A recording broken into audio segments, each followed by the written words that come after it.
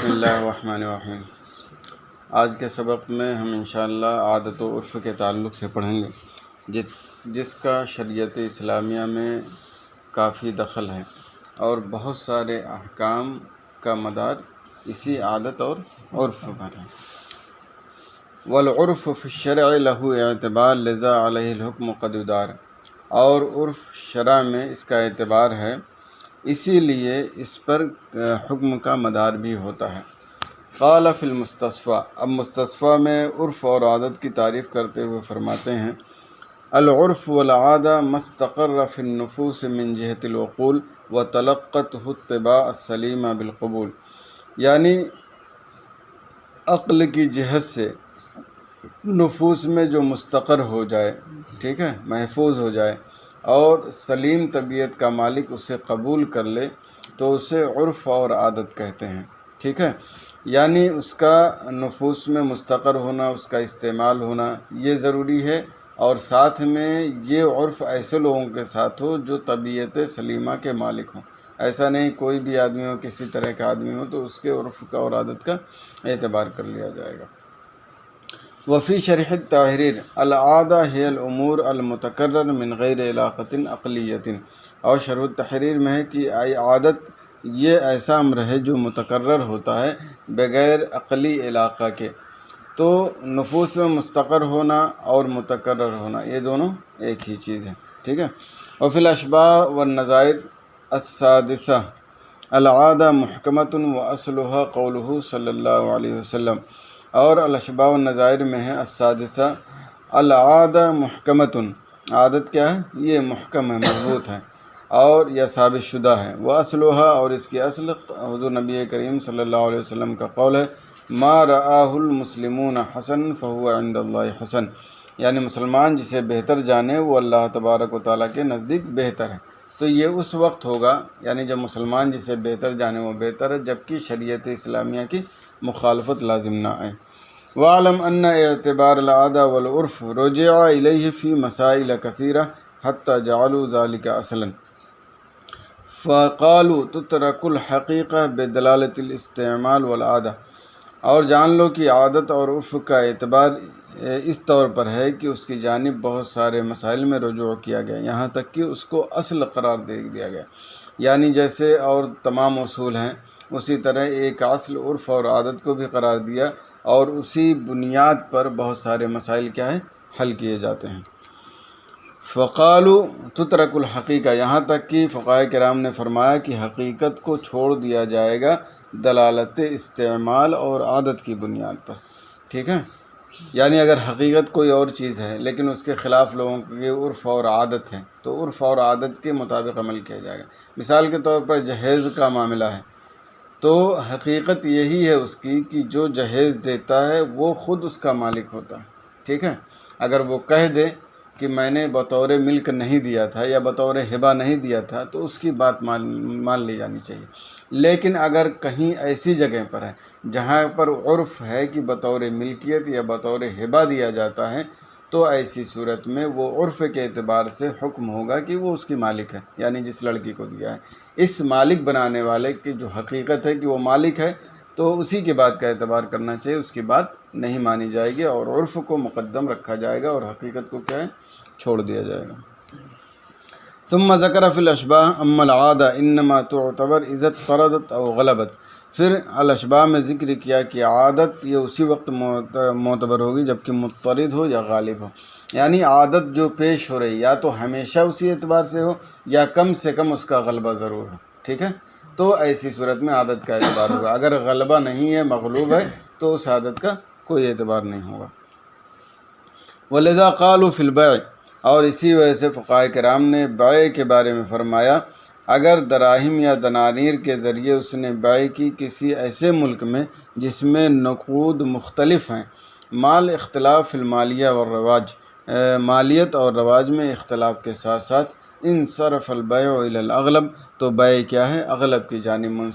منصرف ہوگی۔ قال فی الہدایہ، ہدایہ میں فرمایا لأنہ هو المتعارف، کیونکہ وہی متعارف ہے تو مطلق اسی کی جانب منصرف ہوگا۔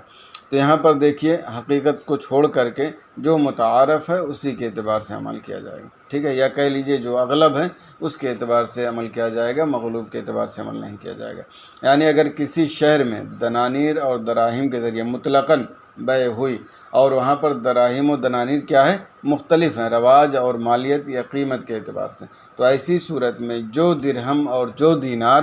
اغلب طور پر رائج ہوگا اسی کا اعتبار کیا جائے گا، کیونکہ عام طور سے یہی متعارف ہے کہ مطلق کو اغلب کی طرف پھیر دیا جاتا ہے، اسی کی طرف لوٹا دیا جاتا ہے۔ لہذا جو دراہم و دنانیر متعارف ہوں گے یا جس کا غلبہ ہوگا وہی وہاں پر مراد ہوگا۔ اب یہاں پر اگر کوئی ایسا کہے جو مغلوب ہے اس کو مراد لینے کہے تو اگرچہ وہ حقیقت ہے لیکن اس کا اعتبار نہیں ہوگا، حقیقت کو چھوڑ کر کے جو متعارف ہے اسی کا اعتبار کیا جائے گا، جو اغلب ہے اسی کا اعتبار کیا جائے گا۔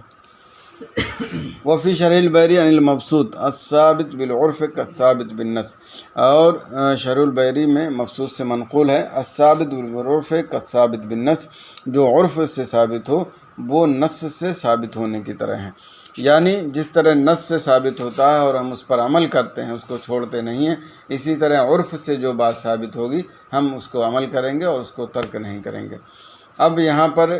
عرف اور حالات اور زمان کے اعتبار سے جو مسائل بدلتے ہیں کئی مثالیں دی ہیں، اس سے پہلے 2-3 مثالیں گزر چکی ہیں، جیسے استئجار اعلیٰ تعلیم القرآن، یہ کیا تھا، پہلے ناجائز تھا، لیکن زمان اور حالات کے اعتبار سے استئجار اعلیٰ تعلیم القرآن یا امامہ یا اذان دینے کے بدلے میں کیا ہے، اس کی اجازت دی۔ اور اسی طرح سے پہلے تھا امام اعظم ابو حنیفہ علیہ رحمۃ و رضوان کے زمانے میں کہ ظاہر عدالت کے مطابق فیصلہ ہو جاتا تھا، کوئی شاہد آیا دیکھنے میں لگ رہا ہے کہ یہ باشرح ہے، نماز پڑھتا ہے، ظاہری طور پر ساری چیزیں ٹھیک ہے، تو اس وقت چونکہ اکثریت عدالت کی تھی، لوگ پابند شرع تھے، غلط کام عام طور سے نہیں کرتے تھے، تو ظاہری عدالت کا اعتبار ہو جاتا تھا۔ لیکن جب امام ابو یوسف علیہ رحمۃ و رضوان وغیرہ ائمہ کا زمانہ آیا تو فساد بہت زیادہ ہو گئے، لوگ جھوٹ فساد غلط کام بہت زیادہ کرنے لگے، تو اب صرف ظاہر عدالت پر اکتفا نہیں کیا بلکہ باقاعدہ اس کی تحقیق کی جائے گی کہ وہ حقیقت میں کیا ہے، عادل ہے یا نہیں ہے، اسی وقت اس کو مانا جائے گا، ٹھیک ہے۔ تو یہ تغیر زمان اور حالات کے اعتبار سے حکم بدل گیا، ٹھیک ہے۔ اسی طرح سے پہلے یہ تھا کہ اکراہ صرف سلطان کی طرف سے مانا جائے گا، یعنی اگر ہم کہیں کہ مجبور تھے، شرعی مجبوری، ٹھیک ہے، عام طور سے جو بولا جاتا ہے وہ نہیں، شرعی مجبوری، تو یہ تھا کہ یہ صرف سلطان کی طرف سے متحقق ہوگا، عام آدمی کی طرف سے متحقق نہیں ہوا۔ اس کا مطلب یہ ہوا اگر مان لے کوئی مجبور کرتا ہے کفر بکنے پر، ٹھیک ہے، تو ایسی صورت میں سلطان کی طرف سے ہے تو اسے مکرہ مانا جائے گا، لیکن اگر غیر سلطان کی طرف سے ہے تو اسے مکرہ نہیں مانا جائے گا۔ یہ اس زمانے میں تھا، لیکن بعد کے زمانے میں کیا ہوا کہ اکراہ بادشاہ کے علاوہ دوسرے لوگوں کی جانب سے بھی پایا جانے لگا، لوگ آزاد ہو گئے، ٹھیک ہے، تو اب حکم بدل گیا۔ اب یہ نہیں کہا جا سکتا کہ اکراہ صرف سلطان کی طرف سے پایا جائے گا، بلکہ اکراہ کیا ہے، دوسرے لوگوں کی طرف سے بھی پایا جا سکتا ہے۔ اس کے علاوہ اور بہت ساری مثالیں دیکھیے آپ، صرف مثالیں ہیں وہ دیکھ لیں۔ ثم علم ان کثیرا من الاحکام، پھر جان لو کہ بہت سارے احکام جس پر مجتہد صاحب مذہب نے صراحت کی ہے، بناء علی ما کان فی عرفہ، اس بنیاد پر جو ان کے عرف اور ان کے زمانے میں تھا، قد تغیرت بتغیر الازمان، تو وہ حکم کیا ہے یا احکام کیا ہے، ازمان کے تغیر سے بدل گئے، اہل زمان کے فساد کے سبب، او عموم ضرورہ، یہ عام ضرورت کی وجہ سے، کما قدمنا ہو، جیسا کہ ہم نے پہلے ہی بیان کیا، متاخرین کے فتویٰ دینے کا تعلیم قرآن کے استئجار کے جواز پر اور ظاہر عدالت پر اکتفا نہ کرنے پر، مان ذالک مخالف لما نص علیہ ابو حنیفہ، باوجود کہ یہ اس حکم کے مخالف ہے جس کی صراحت خود امام اعظم ابو حنیفہ علیہ رحمۃ اللہ رضوان نے کی ہے، ٹھیک ہے، یعنی امام اعظم کے زمانے میں کیا تھا، تعلیم قرآن پر اجرت لینا جائز نہیں تھا، اسی طرح ظاہری عدالت کے اعتبار سے فیصلہ کرنا درست تھا، لیکن بعد کے زمانے میں حالات کے اعتبار سے حکم بدل گیا۔ ومن ذالک تحقق الاکراہ من غیر السلطان، اور اسی میں سے بھی مسئلہ ہے کہ غیر سلطان کی جانب سے اکراہ کا متحقق ہونا، باوجود کہ یہ امام کے قول کے مخالف ہے،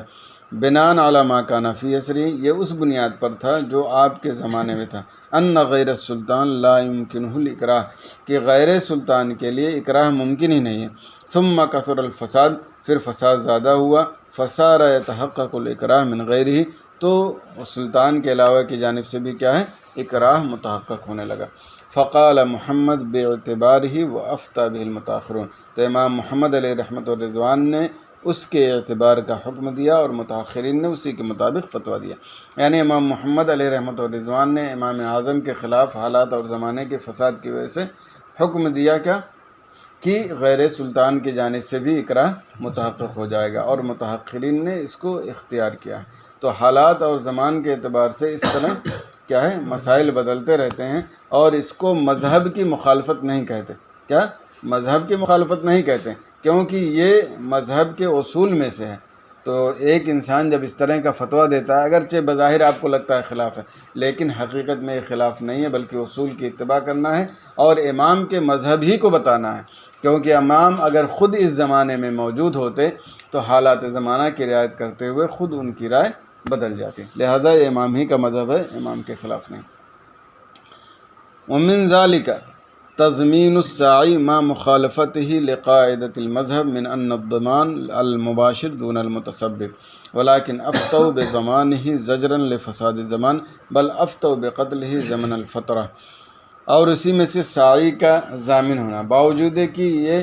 مذہب کے قاعدہ کے مخالف ہے کہ زمان مباشر پر ہوتا ہے، متسبب پر نہیں ہوتا۔ ولیکن افتوا بزمانہ، لیکن فقہاء کرام نے اس کے زمان ضامن ہونے کا فتویٰ دیا، فساد زمانہ زجراً لفساد زمانہ، فساد زمانہ کی وجہ سے زجر کے طور پر، بل افتوا بقتلہ، بلکہ اس کے قتل کا فتویٰ دیا صلح کے زمانے میں۔ ٹھیک ہے، یعنی الساعی جو ہوتا ہے یہ خود بلا واسطہ وہ شریک نہیں ہوتا ہے، بلکہ دوسرے لوگ ہوتے ہیں۔ ٹھیک ہے، تو حقیقت میں اس کو ضامن نہیں بنانا چاہیے، لیکن فساد زمانہ کی وجہ سے کیا ہے، اس کو ضامن بنایا، ورنہ حقیقت کے اعتبار سے یہ ہونا چاہیے کہ جو مباشر ہے، جو خود کر رہا ہے، اس پر ضمان ہونا چاہیے۔ یہاں تک کہ ساعی کے بارے میں کیا حکم ہوا کہ صلح کے زمانے میں اس کو قتل کر دیا جائے۔ لیکن ایک بات، ابھی تک ساعی کا معنی جو ہم پڑھتے آئے ہیں وہ کیا ہے، جو زکوٰۃ وغیرہ وصول کرتے ہیں۔ ٹھیک ہے، لیکن یہاں ساعی کیا ہے ابھی تک تحقیق نہیں ہو پائی، انشاءاللہ اگر واضح ہوگا تو میں بتاؤں گا۔ ٹھیک ہے، بہرحال اتنا ضرور ہے کہ ساعی وہ مباشر نہیں ہوتا ہے، تو مباشر نہیں ہے تو اس کو ضامن نہیں ہونا چاہیے، جو مباشر ہے اس کو ضامن ہونا چاہیے، لیکن حالات زمانہ کے اعتبار سے کیا ہے، ساعی کو بھی ضامن قرار دیا جو مباشر نہیں ہوتا، بلکہ اس کے قتل کا حکم دیا۔ ومنہ تضمین الاجیر المشترک، اور اس میں سے اجیر مشترک کو ضامن بنانا۔ وقولہم ان الوصی لیس لہ المضاربہ، یعنی اجیر مشترک کو بھی ضمان کا حکم نہیں ہے، لیکن حالات زمانہ کے اعتبار سے کیا ہے، اجیر مشترک کو بھی ضامن بنایا جاتا ہے۔ وقولہم ان الوصی لیس لہ المضاربہ، اور فقہاء کرام کا یہ قول کہ وصی کو مال یتیم کے ذریعے مضاربہ کی اجازت نہیں ہمارے زمانے میں۔ ٹھیک ہے، حالانکہ یہ حالات زمانہ کے اعتبار سے، ورنہ حقیقت یہ ہے کہ کیا ہے، یتیم کے مال میں بھی مضاربہ ہو سکتا ہے۔ وَأَفْتَوْهُمْ بِتَضْمِينِ الْغَاصِبِ عَقَارَ الْيَتِيمِ وَالْوَقْفِ وَعَدْمِ إِجَارَتِهِ أَكْثَرَ مِنْ سَنَةٍ فِي الدُّورِ وَأَكْثَرَ مِنْ 3 سِنِينَ فِي الْأَرَاضِي مَعَ مُخَالَفَتِهِ لِأَصْلِ الْمَذْهَبِ مِنْ عَدْمِ الزَّمَانِ وَعَدْمِ التَّقْدِيرِ بِمُدَّةٍ، اور فقہاء کرام نے یہ بھی فتویٰ دیا کہ یتیم اور وقف کے عقار کے غاصب کو ضامن بنائیں، اور گھروں میں 1 سال سے زیادہ کی اجرت نہ دینے کا حکم دیا، اور وہ اکثر من 3 سنین فی الاراضی، اور زمین میں کیا ہے 3 سال سے زائد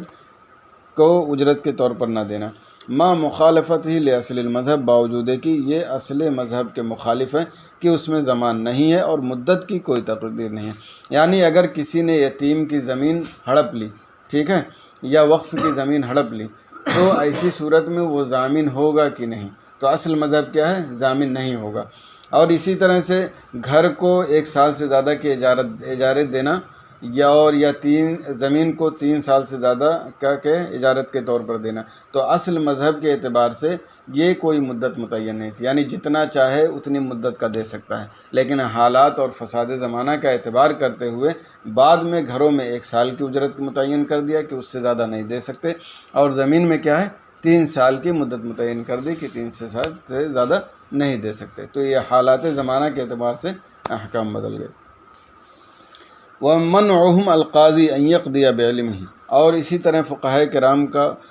منع کرنا کہ قاضی اپنے علم کے اعتبار سے فتویٰ نہیں دے سکتا۔ حالانکہ ہونا چاہیے کہ اگر قاضی ہے، باشرہ ہے، سب کچھ ہے، تو اپنے علم کے اعتبار سے فتویٰ دے دے جیسا کہ پہلے تھا، لیکن حالات زمانہ کے اعتبار سے کہ ایک قاضی جو آج کل اتنے دیندار نہیں ہوتے، ٹھیک ہے، کچھ پیسہ ملا تو کسی خلاف فتویٰ دے دیں، کچھ اور معاملہ ہوا تو کہیں اور چلے گئے، ٹھیک ہے، یا عزت نفس کا مسئلہ ہوا تو کچھ اور فتویٰ دے دیا۔ عام طور سے سب کو نہیں کہتا، لیکن یہ حالات ہیں، آج ہندوستان میں بھی بہت سارے لوگوں کے ایسے ہی حالات، ٹھیک ہے۔ تو اس لیے قاضی کو یہ حکم ہوا کہ وہ اپنے علم کے اعتبار سے فتویٰ نہیں دے گا۔ تو یہ حکم کیوں بدلا؟ فساد زمان ہی کی وجہ سے۔ وَإِفْتَاؤُهُمْ بِمَنْعِ الزَّوْجِ مِنَ السَّفَرِ بِزَوْجَتِهِ وَإِنْ أَوْفَاهَا الْمُعَجَّلُ لِفَسَادِ الزَّمَانِ، اور ان کا فتویٰ دینا بِمَنْعِ الزَّوْجِ مِنَ السَّفَرِ بِزَوْجَتِهِ کہ شوہر اپنی بیوی کے ساتھ سفر نہیں کر سکتا، اگرچہ وہ معجل یعنی مہر معجل ادا کر دے، فساد زمان کی وجہ سے، ٹھیک ہے۔ یعنی اگر شوہر نے عورت کو مہر معجل نہیں دیا ہے تو ایسی صورت میں کیا عورت کو حق بنتا ہے کہ وہ انکار کر دے، میں نہیں جاؤں گی، ٹھیک ہے، یہ تو اس کو اجازت ہے۔ لیکن اب مہر معجل اگر دے دیا ہے تو شوہر اپنی عورت کو سفر میں لے جا سکتا ہے کہ نہیں؟ تو کہہ رہے ہیں حالات زمانہ اور فساد کے اعتبار سے کیا ہے، فقہاء کرام نے منع کیا کہ اپنی عورت کو سفر میں نہیں لے جانا چاہیے، ٹھیک ہے۔ وعدم سماع قوله انه استثنى بعد الحلف بطلاقها الا ببينة مع انه خلاف ظاہر روایہ وعللوه بفساد الزمان، اور اس کے قول کو نہ سننا کہ اس نے طلاق کے حلف کے بعد استثناء کر دیا مگر دلیل کے ذریعے ہی، باوجود ہے کہ یہ ظاہر روایت کے خلاف ہے، وعللوه بفساد الزمان، اور اس کی تعلیل بھی فساد زمان ہی ہے۔ یعنی اگر کوئی شخص طلاق کی قسم کھا لے لیکن پھر بعد میں کہے کہ نہیں میں نے استثناء کر دیا تھا، تو اس کی بات مانی جائے گی یا نہیں؟ تو کہہ رہے ہیں جب تک وہ دلیل نہیں پیش کرے گا اس کی بات نہیں مانی جائے گی، حالانکہ یہ حقیقی مذہب کے خلاف ہے، اس کی بات مان لینی چاہیے، لیکن زمان کے فساد کی وجہ سے کیا ہے، اسے یہ حکم ہوا کہ بغیر دلیل کے اس کی بات نہیں مانی جائے گی۔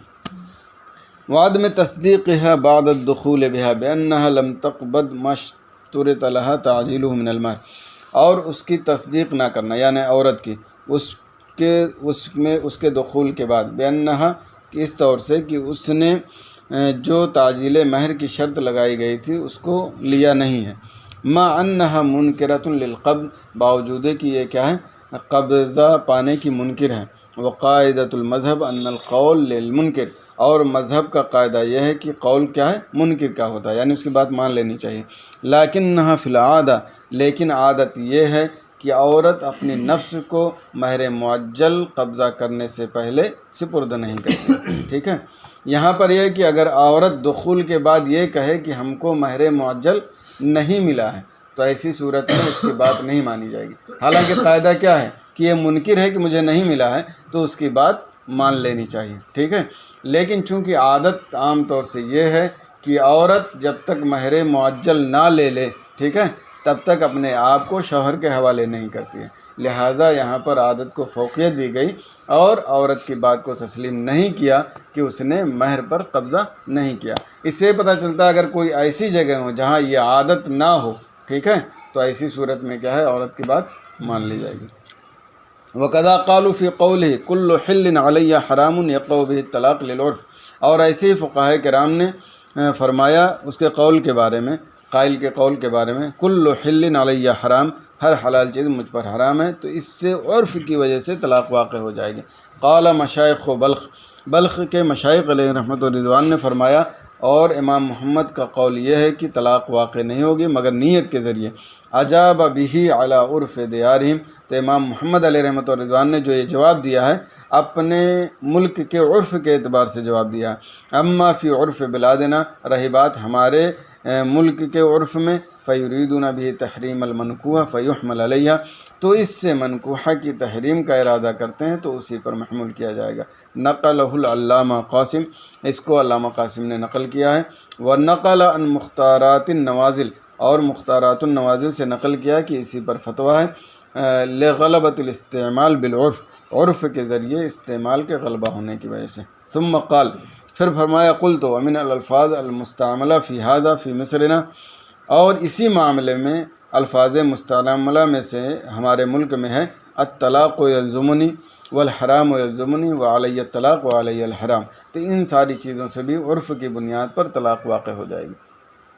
تو کل حل علیہ حرام، اس سے طلاق واقع ہو جائے گی عرف کی بنیاد پر۔ امام محمد علیہ رحمۃ اللہ رضوان نے فرمایا کیا ہے، جب نیت ہوگی تبھی طلاق ہوگی۔ تو اس کا جواب کیا دیا کہ امام محمد علیہ رحمۃ اللہ رضوان کے ملک میں یہ ان کے عرف کے اعتبار سے ہے کہ بغیر نیت کے وہاں پہ طلاق واقع نہ ہو، لیکن ہمارے عرف میں کیا ہے کہ عام طور سے جو یہ لفظ بولا جاتا ہے تو اس سے یہ مراد ہوتی ہے کہ منکوحہ کو اپنی نکاح سے نکالنا مقصود ہوتا ہے، لہٰذا وہاں ان کے اعتبار سے نیت ضروری ہے۔ لیکن جہاں یہ عرف ہو کہ اس سے طلاق ہی مراد لیتے ہیں، یہ رائج ہو، عرف ہو، عام ہو، تو وہاں پر نیت کی ضرورت نہیں ہوگی، بلکہ وہ جملہ محض بولنے سے کیا ہے، اس کی بیوی پر طلاق واقع ہو جائے گی۔ اور اسی طرح سے بعض الفاظ اور جو ذکر کیے اس سے بھی۔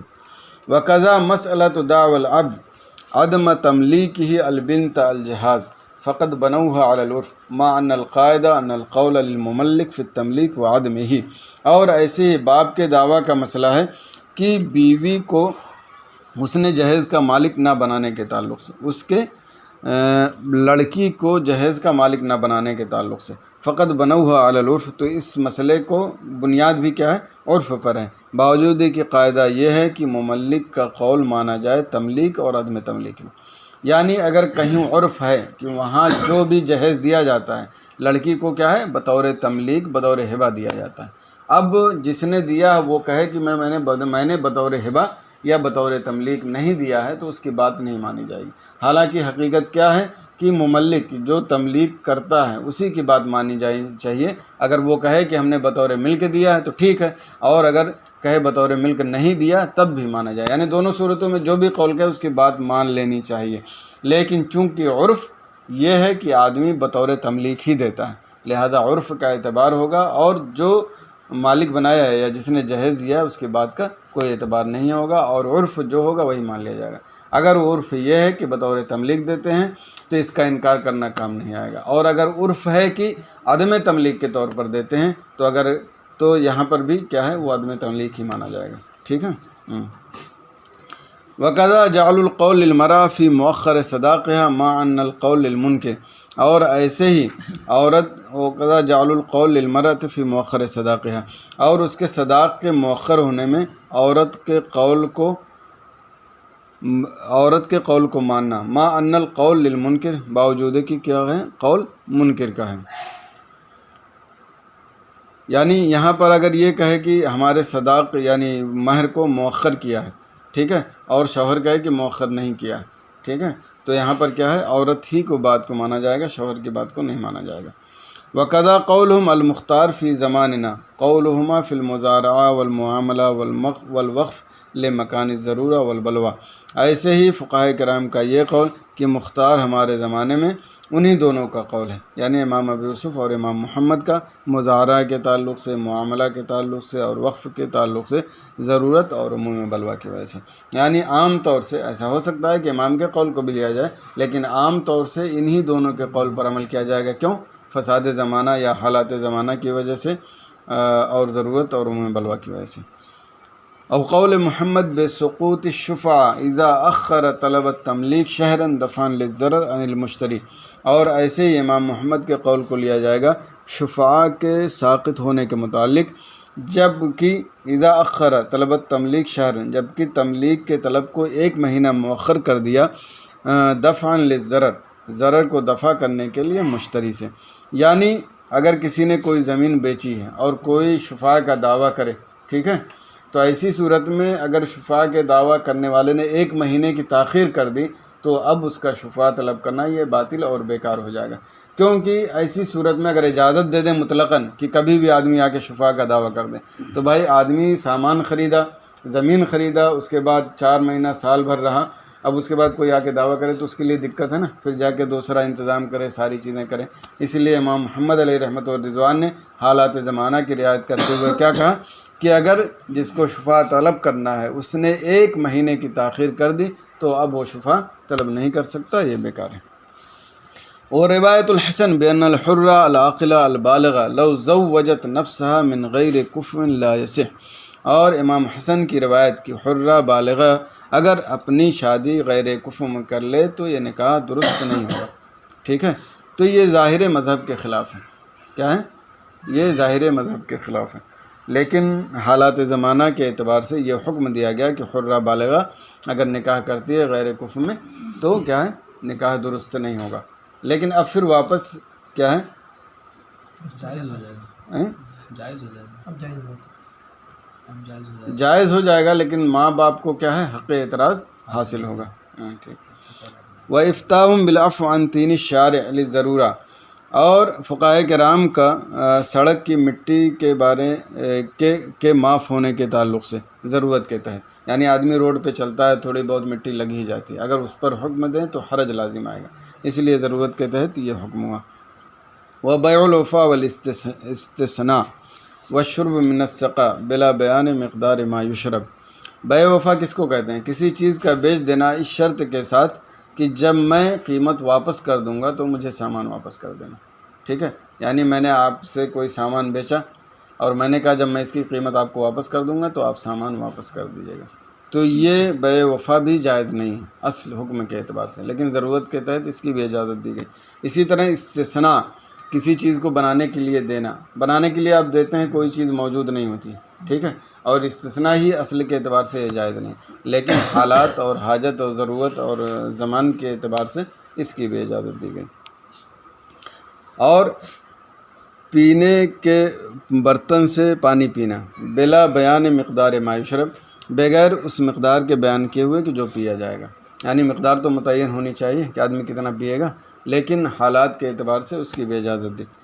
ودخول الحمام بلا بیان مدت المکث، اور حمام میں داخل ہونا بغیر ٹھہرنے کی مدت بیان کیے ہوئے، آدمی جاتا ہے حمام میں نہانے کے لیے تو مدت بھی وہاں پہ بیان ہونی چاہیے، اصل کے اعتبار سے یہی، لیکن کیا ہے حاجت اور حالات کے اعتبار سے کہ اس میں ضرر ہے، آدمی نہانے جائے گا وقت تھوڑی نہ متعین کر سکتا ہے کہ ہم 5 منٹ یا 7 منٹ میں نکل جائیں، کبھی پیچھے بھی ہو سکتا ہے کبھی زیادہ بھی ہو سکتا ہے، ٹھیک ہے، اس لیے اس کے بھی تعین کی ضرورت نہیں ہوئی۔ ومقدار ما یصب من الماء، ومقدار ما یصب من الماء، اور اس کی مقدار کی جتنا پانی بہائے گا، یعنی پانی کتنا استعمال کرے گا یہ بھی متعین نہیں ہوتا۔ واستغراض العجین والخبز بلا وزن، اور آٹا اور روٹی کا قرض لینا بغیر وزن کے، یعنی اگر آپ قرض لیتے ہیں یہ ساری چیزیں تو آپ کو وزن کر کے لینا چاہیے تاکہ جب آپ دیں واپس تو اتنے ہی مقدار میں واپس دیں، کیونکہ زیادہ ہوگا تو یہ سود ہو جائے گا، ٹھیک ہے، اور کم ہو جائے گا تو اس کا حق مارا جائے گا، لیکن چونکہ اس طرح عام طور سے لوگ استعمال کرتے ہیں اور وزن وغیرہ نہیں کرتے ہیں، کہیں رائج نہیں، تو اس لیے اب حکم یہ ہے کہ بلا وزن بھی یہ جائز ہے۔ اسی لیے حضور فقیہ ملت علیہ رحمۃ اللہ رضوان بازار سے جتنے سامان منگاتے تھے، کوئی بھی سامان وزن کرنے والا جو ہوتا تھا اس کو باقاعدہ وزن کرواتے تھے، اگر کچھ بھی زیادہ ہوا تو اس کو واپس کر دیتے تھے، اور بغیر وزن کے استعمال ہی نہیں کرتے تھے، لیکن اب ہم لوگوں سے نہیں ہو پاتا۔ وغیر ذالک مما بنا علی العرف، اور اس کے علاوہ بہت سارے مسائل جس کی بنیاد عرف پر ہے۔ وقد ذکر من ذالک فی الاشباہ مسائل کثیرہ، اور اشباہ میں بہت سارے مسائل ان میں سے ذکر کیے ہیں۔ تو یہ سارے مسائل، ٹھیک ہے، اسلام کی آفاقیت اور اس کی وسعت پر دلالت کرتے ہیں، ٹھیک ہے، اور حالات زمانہ کی رعایت کی ضرورت پڑے گی، اور جہاں گنجائش ہوگی وہاں رعایت کی جائے گی، ٹھیک ہے، اور حالات زمانہ کی رعایت نہ کرنا یہ اسلام کے لیے بظاہر، ویسے اسلام کا تو کوئی نقصان نہیں ہونے والا ہے، اس کے ماننے والوں کا نقصان ہوتا ہے، ٹھیک ہے، تو اس سے اگر رعایت نہ کریں تو بہرحال نقصان ہے۔ مثال کے طور پر جیسے لاؤڈ اسپیکر پر نماز پڑھنے کا مسئلہ ہے، آپ دیکھیں عام طور سے کامن لوگ اس کو استعمال کرتے ہیں، ٹھیک ہے، اگر ابھی حکم دیا جائے تو سوائے اس کے یہی کہنا پڑے گا ہم کو، اگر عدم جواز کا حکم دیا جائے تو یہ کہا جائے گا کہ اکثر ائمہ ناجائز کام کر رہے ہیں اور ان کی نمازیں فاسد ہو رہی ہیں۔ اس سے کم استعمال میں ہمارے ائمہ کرام نے تخفیف کی ہے، تو اس میں بھی تخفیف ہونی چاہیے، خاص طور سے اس صورت میں جب کہ یہ مسئلہ اٹھا تو اسی وقت علماء کرام کے درمیان یہ مختلف ہی رہا، یعنی بعض لوگوں کے نزدیک ناجائز تھا تو بعض لوگوں کے نزدیک خلاف اولیٰ تھا۔ خلاف اولیٰ کا مطلب کیا ہوتا ہے؟ جائز ہے بس بچنا بہتر ہے، تو جب اس طرح کی صورت ہو تو ہم کو یا کسی کو بھی تشدد نہیں کرنا چاہیے، اور اسی کی بنیاد پر کتنے لوگوں نے یہ بتایا کہ مائک پر نماز نہ پڑھانے کی بنیاد سے دیوبندی وہابی آئے اور ان کا مسجد پر قبضہ ہو گیا۔ تو یہ ساری چیزیں آپ حالات کے اعتبار سے دیکھ لیں، پورے اپنے ملک کا جائزہ لے لیں کہ معاملہ کیا ہے، اگر ہم اس کے عدم جواز کا حکم دیتے ہیں تو اس کا ریئیکشن کیا ہوگا، جواز کا حکم دیتے ہیں تو ہمارا کتنا نقصان، ہمارا کتنا فائدہ ہوگا۔ ٹھیک ہے، اسی کے اعتبار سے عمل کریں۔ اسی لیے یہ بہت سارے علماء کہتے ہیں کہ من لا یعرف اہل زمانی فہو جاہل، تو اسی وجہ سے کہ اگر آپ زمانے کی رعایت نہیں کریں گے جہاں گنجائش ہے تو جیسے جاہل سے نقصان ہوتا ہے ویسے آپ سے نقصان ہوگا، لہٰذا اس طرح کی حرکت کسی کے ذریعے ہونی نہیں چاہیے، ٹھیک ہے۔ فاضی کلھا قد تغیرت احکامھا لتغیر الزمان، تو یہ سارے کے سارے احکام زمان کے تغیر کی وجہ سے یا ضرورت کی وجہ سے یا عرف کی وجہ سے یا قرائن احوال کی وجہ سے بدل گئے، ٹھیک ہے۔ اور مائک کے تعلق سے مان لیں ابتدا میں اگر آپ گنجائش نہیں رکھتے تھے، حالانکہ اس وقت بھی گنجائش تھی، اختلاف علماء تھا شروع ہی سے، ٹھیک ہے، لیکن اب اگر آپ عدم جواز کا فتویٰ دے رہے ہیں تو یقیناً یہ حکم ہوگا من لا یعرف اعلی زمانی فہو جاہل، کیونکہ 99% لوگ مائک استعمال کر رہے ہیں، تو اس کا مطلب ہم 99% کو آپ کہیں گے کہ وہ ان کی نمازی نہیں ہوتی، یہ تو بالکل عقل سے بعید ہے۔ اور ایسا بھی نہیں کہ اس پہ نص کوئی موجود ہو صراحتاً، یعنی ایسا حکم نہیں ہے کہ نص صریح ہے جہاں اس کی مخالفت نہیں ہو سکتی، ٹھیک ہے، نص صریح تو ہے نہیں، تو پھر حالات کے اعتبار سے بالکل گنجائش ہونی چاہیے۔ انشاءاللہ اس کے آگے ابھی گفتگو آئے گی کہ عرف کی 2 قسمیں، ٹھیک ہے، یعنی عرف کہاں آپ ایکسیپٹ کریں گے کہاں ایکسیپٹ نہیں کریں گے، اس کی 2 قسمیں، ایک قسم ایسی ہے جہاں آپ قبول کریں گے، ایک قسم ایسی ہے کس کی صورت میں اس کو قبول نہیں کیا جا سکتا، تفصیل آئے گی۔ وَكُلُّ ذَلِكَ غَيْرُ خَارِجٍ عَنِ الْمَذْهَبِ، اور یہ ساری چیزیں مذہب سے خارج نہیں، حتیٰ کہ وہی لاؤڈ اسپیکر ہی کے مسئلے میں بہت سارے لوگوں نے بتایا اجماع کی مخالفت کی، ایسا کیا، کھینچ تان کے لے جا کر دی، جو لوگ جائز کا قول کہہ رہے تھے ان کو کھینچ تان کے لے جا کے پہنچایا کہ اجماع کی مخالفت کرے، اور یہاں پہ خود ہے کہ زمانے کے اعتبار سے جو مسائل بدلتے ہیں وہ مذہب کی مخالفت نہیں ہوتی، ٹھیک ہے۔ تو اس طرح کے آدمی کو زبردستی نہیں کرنا چاہیے، ٹھیک ہے، جو چیز ظاہر ہو اس کو قبول کرنا چاہیے، اور جو چیز ظاہر نہ ہو اس کو سنجیدگی سے آپ دلائل کی روشنی میں رد کر دیں، بس اتنا ہی کافی، ٹھیک ہے۔ اور وہ تو چھوڑیے، مطلب یہاں تک کی حالت ہو گئی کہ اسلام اور مذہب اور بندوق کی نلی پہ رکھ کر کے مسئلے سے رجوع کروانا، یہ سب کون سا طریقہ ہے،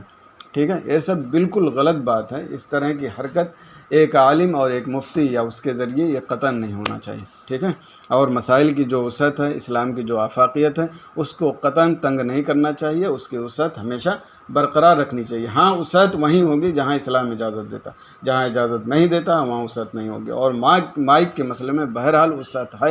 تھی اور ہے اور رہے گی، اس لیے اس طرح کے مسائل میں اس طرح کی تنگی یا سختی بالکل مطلب اسلام میں قابل قبول نہیں۔ اس سے اعتراض، آپ کو کبھی بھی اس طرح کا موقع ہے تو آپ اس سے اعتراض کریں، آپ کو قبول نہیں ہے دلیل کی روشنی میں رد کریں، اور جو وسعت باقی ہے اسے باقی رکھیں، اسے ختم نہ کریں، ٹھیک ہے۔ لأن صاحب المذہب لو کان فی ھذا الزمان لقال بها، کیونکہ صاحب مذہب اگر اس زمانے میں ہوتے تو وہی قول کرتے۔ ولو حدث هذا التغیر فی زمانہ لم ینص علی خلافها، اور اگر یہ تغیر ان کے زمانے میں ہی واقع ہو جاتا تو اس کے خلاف کی وہ صراحت نہیں کرتے، یعنی یہ جو حالات زمانہ کے اعتبار سے مسائل بدلے ہیں، اگر خود امام یا ہمارے ائمہ کرام اس زمانے میں موجود ہوتے تو زمانے کی رعایت کرتے ہوئے اسی کے مطابق فتویٰ دیتے، اس کے خلاف وہ نہیں جاتے۔ وَهَذَا الَّذِي جَرَّ الْمُجْتَهِدِينَ فِي الْمَذْهَبِ